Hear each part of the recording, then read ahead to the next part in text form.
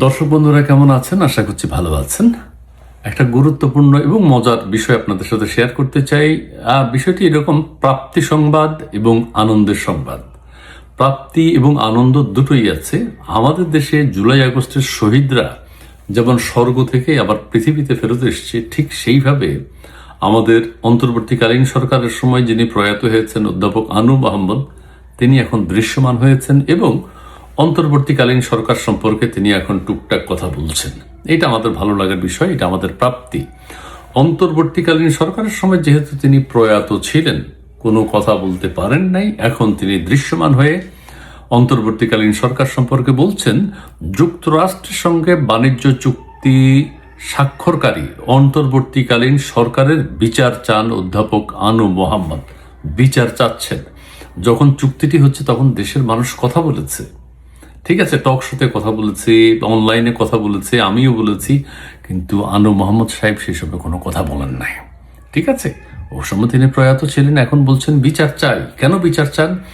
অন্তর্বর্তী সরকারের শেষ সময়ে যুক্তরাষ্ট্রের সঙ্গে স্বাক্ষরিত বাণিজ্য চুক্তি বাংলাদেশকে ক্ষতিগ্রস্ত করবে এবং লাখ লাখ মানুষ কর্মসংস্থান হারাবে বলে মনে করেন অর্থনীতিবিদ অধ্যাপক আনু মোহাম্মদ।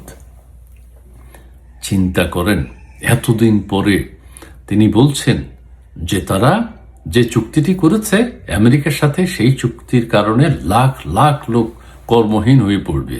ঠিক আছে, বর্তমান জাতীয় সংসদ আলোচনা করে সর্বসম্মতিক্রমে এই চুক্তি প্রত্যাখ্যানের দাবি জানিয়েছেন গণতান্ত্রিক অধিকার কমিটির সদস্য। এই সদস্য মানে আনু মোহাম্মদ সাহেব।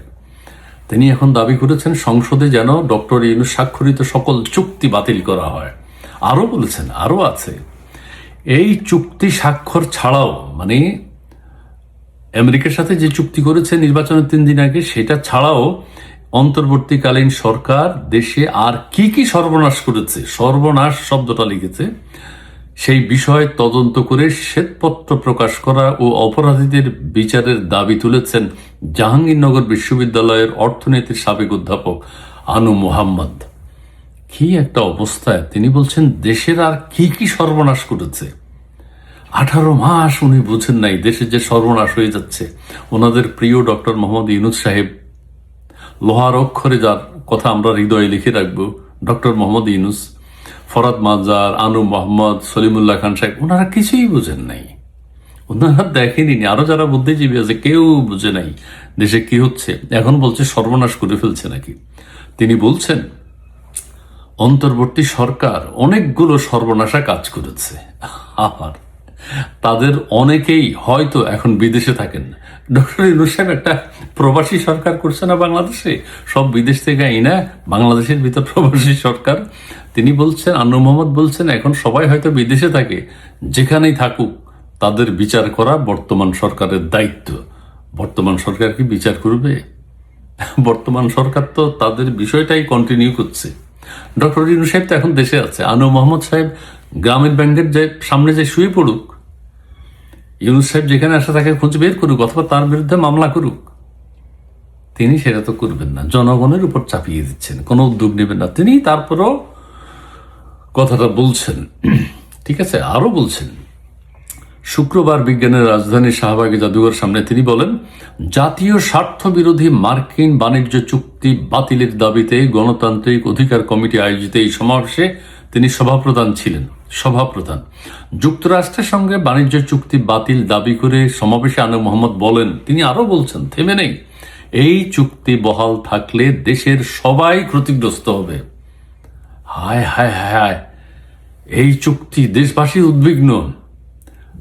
ইউনূস সাহেবকে যারা পছন্দ করেন না, যারা দেশের ভালো চান, তারা উদ্বিগ্ন ছিলেন, কিন্তু আনু মোহাম্মদরা কোনো কথা বলেন নাই, ফরদ মাজাররা কোনো কথা বলেন নাই, সলিমুল্লাহ খানরা কোনো কথা বলেন নাই।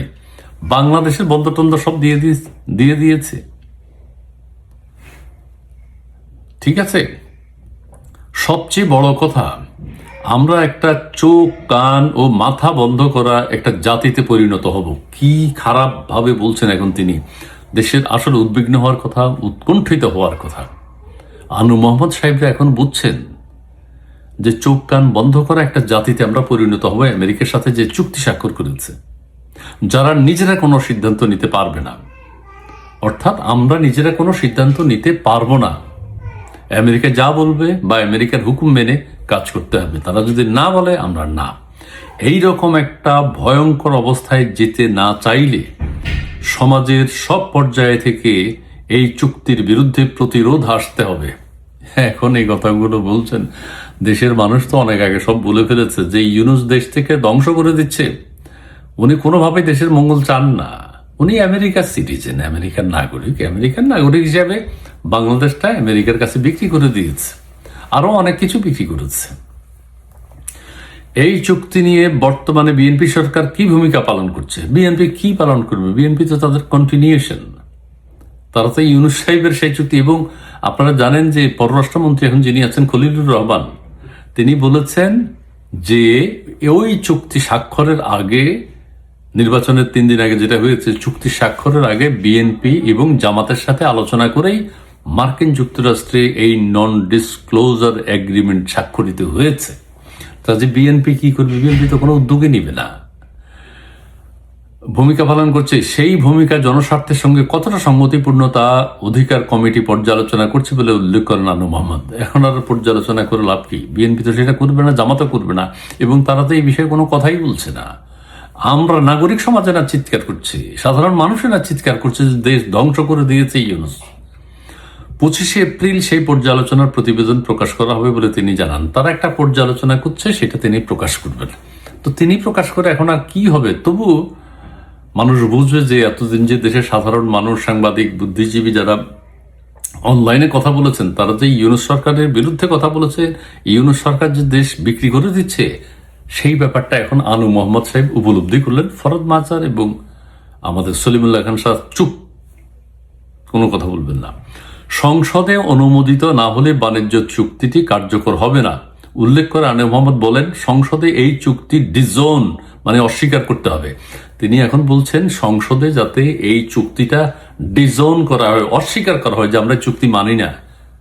কোনোদিন সম্ভব আমাদের সংসদে এই চুক্তি ডিজোন করা? কখনোই সম্ভব না। দেশ ধ্বংস করে ফেলেছে। এই চুক্তির কোনো দায় দায়িত্ব এই সরকার বা সংসদ নেবে না, এরকম একটা সিদ্ধান্ত আসতে হবে। এটা তো আনু মোহাম্মদ সাহেব এখন বললে আর হবে না। চাপ সৃষ্টি করা যায় সংসদকে, এটা ডিসিশন করে যে আমরা এই চুক্তি মানি না, এটা কি সংসদ বলতে পারবে? আমেরিকার বিরুদ্ধে কথা বলতে পারবে? পাশাপাশি বিদেশি আমদানি নির্ভর ও ঋণমুখী প্রাণ প্রকৃতি বিনাশী তৎপরতাও প্রকল্প এবং আরো অনেক প্রকল্প, অনেক কিছু করেছে ইউনুস সাহেব। এর ভিতরে এই নন ডিসক্লোজার এগ্রিমেন্টের ভিতর অনেক কিছু আছে যেটা বাংলাদেশকে ধ্বংস করার জন্য যথেষ্ট। আমরা বিক্রি হয়ে গেছি। মুদ্রা কথা হচ্ছে আমাদের আর কোনো স্বাধিকার নেই, অধিকার নেই। আমাদের আমেরিকা যা বলবে আমরা তাই শুনব। এই ছাড়া এই সরকারের একটা বড় দায়িত্ব হচ্ছে অন্তর্বর্তীকালীন সরকার আর কি কি সর্বনাশ করেছে। অন্তর্বর্তীকালীন সরকার আর কি কি সর্বনাশ করেছে তার তদন্ত করে একটা শ্বেতপত্র প্রকাশ করা ও অপরাধীদের বিচার করা। এগুলো দেশের মানুষ আহারে অনেক দিন যাবৎ বলেছে যে ইউনুস আমাদের দেশটাকে শেষ করে দিচ্ছে, ইউনুস দেশ বিক্রি করে দিচ্ছে। ইউনুস সাহেব আজ পর্যন্ত কোনো একটা ভালো কাজ করেননি। এটা আনু মোহাম্মদ সাহেবরা কোনো কথা বলেননি। সংসদে মার্কিন বাণিজ্য চুক্তি নিয়ে আলোচনা করে সর্বসম্মতিক্রমে এই চুক্তি প্রত্যাখ্যান, তেল গ্যাস সহ অর্থনীতির সব ক্ষেত্রে জাতীয় সক্ষমতা বাড়াতে পরিকল্পনা নেওয়া প্রয়োজন। অন্তর্বর্তীকালীন সরকারের বিরুদ্ধে যথাযথ ব্যবস্থা নেয়ার দাবিতে সবাইকে সরব হওয়ার আহ্বান জানান আনু মোহাম্মদ। আচ্ছা, সরব তো দর্শক আপনারাও ছিলেন। ইউনুস সরকারের যে আমাদের দেশের যে ভয়াবহ পরিণতি ডেকে নিয়ে আসছে, এটা তো আপনারাও ছিলেন, আপনারাও প্রতিবাদ করেছেন। আনু মোহাম্মদ সাহেবরা কোনো কথা বলেননি। এখন সংসদের, এখন দেশবাসীকে বলতেছে আপনারা সরব হন। ইউনুস সরকারের ইউনুস সরকার তো এখন নাই, সে তো বেচা কিনা করে চলে গেছে। আপনাদের দলের পক্ষ থেকে আনু মোহাম্মদ সাহেব ইউনুস সাহেবের বিরুদ্ধে একটা মামলা করুক, উপদেষ্টাদের বিরুদ্ধে একটা মামলা করুক। তিনি বলেন জনগণ যদি নিষ্ক্রিয় থাকে, এই নেতা সেই নেতার উপর নির্ভরশীল থাকে, তাহলে বাংলাদেশ বিপদ থেকে বাঁচতে পারবে না। প্রথম আলো পত্রিকা তারাও কোনো কথা বলেনি, কোনো পত্র পত্রিকায় ইউনুস সরকারের বিরুদ্ধে কোনো কথা বলেনি। তখন টুকটাক বলেছে, কিন্তু আহামরি কিছু বলে নাই। দেশ যে ছারখার হয়ে যাচ্ছে, এখন বলছে কি ইউনুস সাহেব, জনগণ যদি নিষ্ক্রিয় থাকে তাহলে দেশ ছারখার হয়ে যাবে। বাংলাদেশ বিপদ থেকে বাঁচতে পারবে না। বুঝছেন এবারে? তিনি বলছেন এই চুক্তি হলো দাসখত। আমি প্রথম আলো থেকে পড়ছি, এই চুক্তি হলো দাসখত। এই পত্রিকাগুলো তখন কোনো কথা বলে নাই।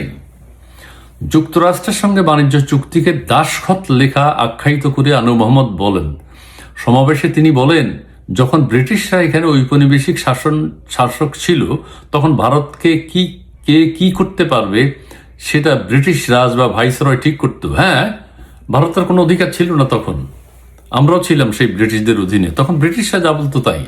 এখন আমরা স্বাধীন রাষ্ট্র হিসেবে আছি, সব খরচ ও দায় দায়িত্ব আমাদের নিতে হবে, কিন্তু ঔপনিবেশিক রাষ্ট্রের মতো যুক্তরাষ্ট্র তাদের সামরিক ও কৌশলগত স্বার্থ আমাদের উপর চাপাবে।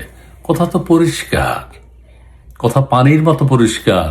মানুষ যে বলেছে ইউনুস দেশ ছারকার করে দিচ্ছে, দেশ বিক্রি করে দিচ্ছে, আপনারা কোনো কথা বলেন নাই। দর্শকরা বলেছেন, সাধারণ মানুষ বলেছে, আপনারা বলেছেন, অনলাইনে যারা খেয়াল করেন তারা বলেছেন যে এই প্রতারক, এই বাটপার, এই বিশ্ব বাটপার, চিটিং যেই লোকটা বলে বুদ্ধি থাকলে টাকা আসে, কোনো শিক্ষার কথা বলে নাই, মানবিকতার কথা বলে নাই, মানুষ হন কথাটা বলে নাই, বলছে বুদ্ধি থাকলে টাকা আসে, বিবেক বুদ্ধি খরচ করার কোনো কথা বলেন নাই। এই হচ্ছে সেই চরিত্র ডক্টর মোহাম্মদ ইউনূস। আনু মোহাম্মদ বলেন, বর্তমান সংসদের একজন সদস্য বাণিজ্য চুক্তির বিরুদ্ধে অবস্থান নিয়ে সংসদে কথা না বলায় তিনি আক্ষেপ করেন। আচ্ছা, জামাত আর বিএনপি কি সেই বিষয়ে কোনো কথা বলবে? আমেরিকার সাথে যে চুক্তি করেছে তারাও তো জানে। আনু মোহাম্মদ সাহেব হাস্যকর কথা বললেন আর কি, একটা শিশুদের মতো কথা বললেন।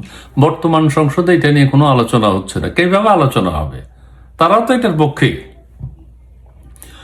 তিনি বলেন, এই দেশকে দাসে পরিণত করার জন্য চুক্তি করল অন্তর্বর্তীকালীন সরকার। হায় হায় রে, কি কঠিন কঠিন কথা বলছে এখন। 18 মাস দেশের মানুষ কত কষ্ট দেখেছে, দেশের ছারখার দেখেছে, দেশের কত অনিষ্ট দেখেছে ইউনূসের নেতৃত্বে। এই সমস্ত উপদেষ্টারা যা ক্ষতি করেছে, এখন বলছে কি দাসে পরিণত করার জন্য চুক্তি করল অন্তর্বর্তী সরকার।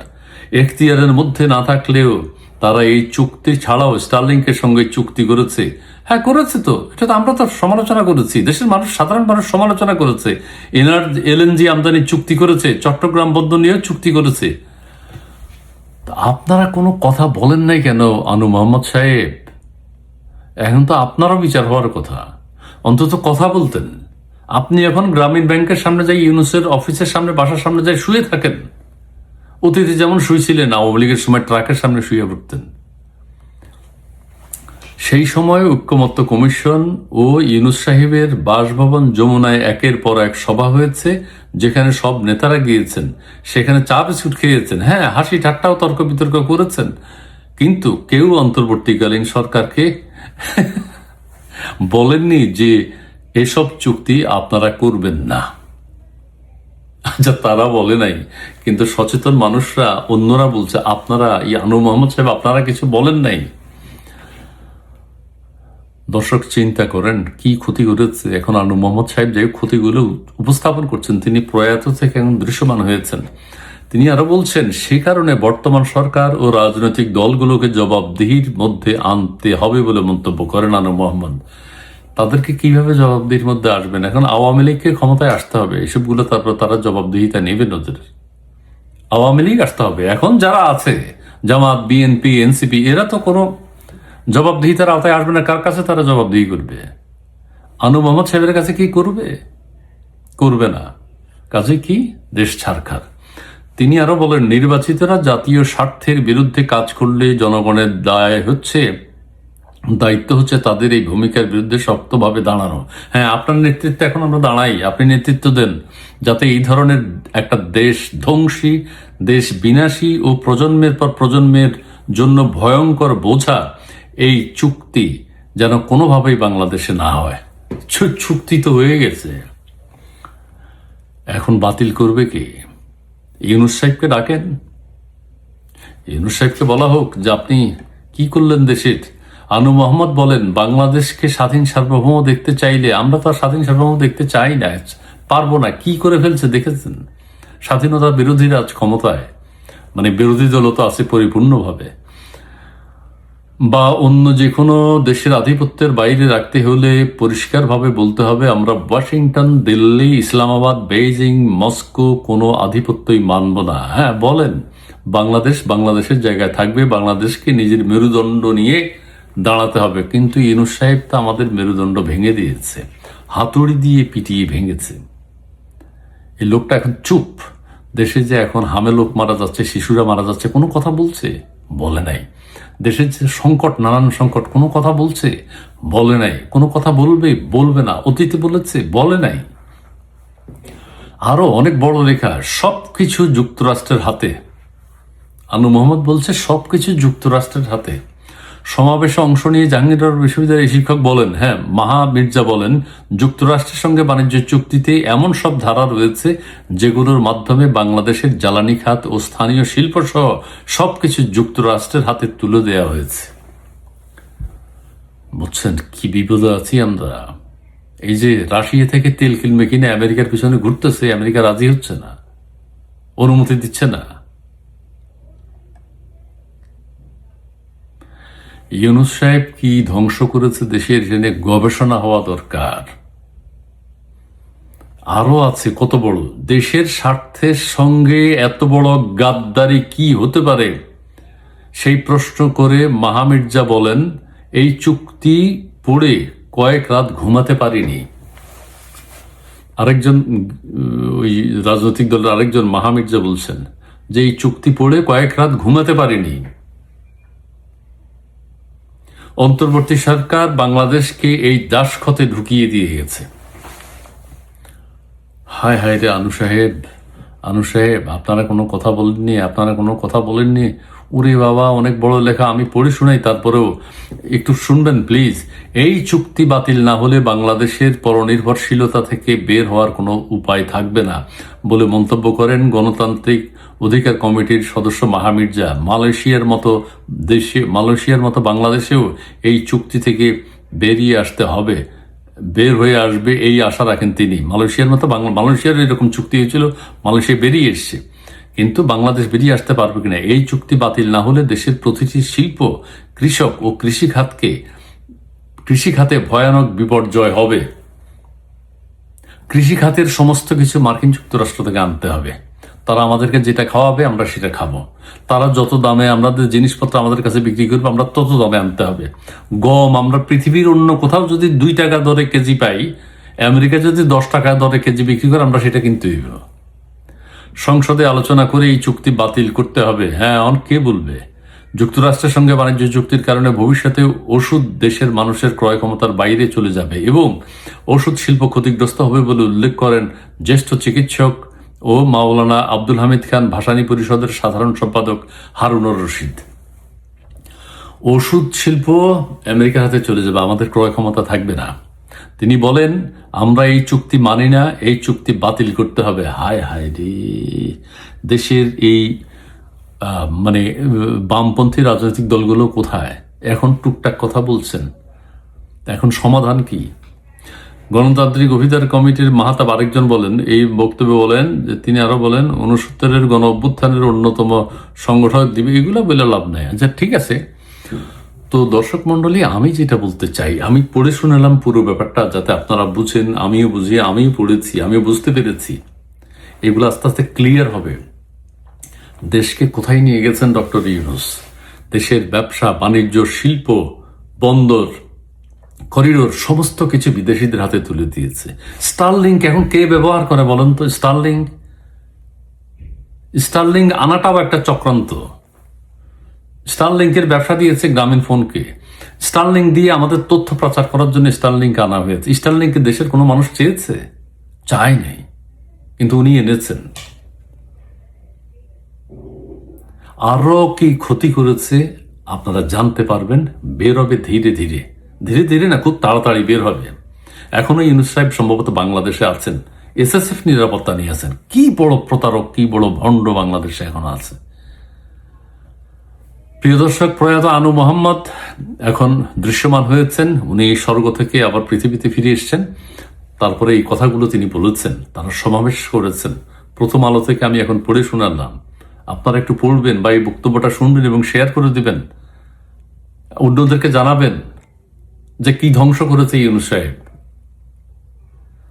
ওদের আর বলতে পারবো না। ঠিক আছে প্রিয় দর্শক, শুনেছেন তো, শেয়ার করবেন, অন্যকে শোনাতে হবে এইসব কথাগুলো। দেশ বিক্রি করে দিয়েছে যে ইউনূস সাহেব, সেগুলো মানুষকে জানাতে হবে, একে অপরের সাথে শেয়ার করতে হবে, কথা বলতে হবে। জি, ভালো থাকবেন, সুস্থ থাকবেন, ধন্যবাদ।